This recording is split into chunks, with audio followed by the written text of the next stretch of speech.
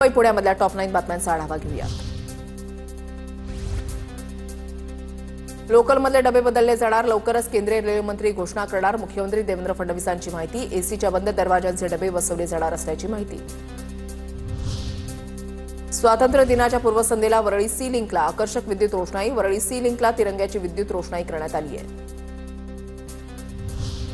मुंबईमध्ये सार्वजनिक रस्त्यांवर उभ्या केलेल्या बेवारस वाहनांच्या विरोधात पालिकेची मोहीम। मुंबई शहर उपनगरात 4325 बेवारस वाहनं आढळली, त्यापैकी 3153 वाहन मालकांना पालिकेची नोटीस।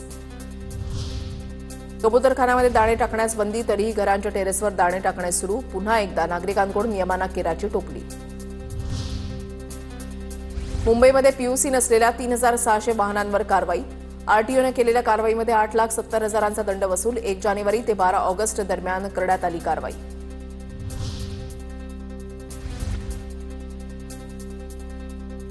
पुण्यामध्ये अवजड वाहन बंदीचा एमआयडीसीमधील उद्योगांना फटका। एमआयडीसीमधील कंपन्यांसाठी कच्च्या पक्क्या मालाची ने-आण करण्यासाठी अवजड वाहनांचा उपयोग, पण अवजड वाहनांना बंदी केल्यानं पुरवठा साखळीवर परिणाम। पुण्यामध्ये दहीहंडीच्या दिवशी पीएमपी बसच्या मार्गामध्ये बदल। मध्यवर्ती भागातून सुरू असलेल्या पीएमपी बसच्या मार्गामध्ये बदल। शनिवारवाडा ते सिंहगड मार्गाच्या बस स्वारगेट इथून सुरू राहणार। सलग सुट्ट्यांमुळे विमानांचं तिकीट गगनामध्ये।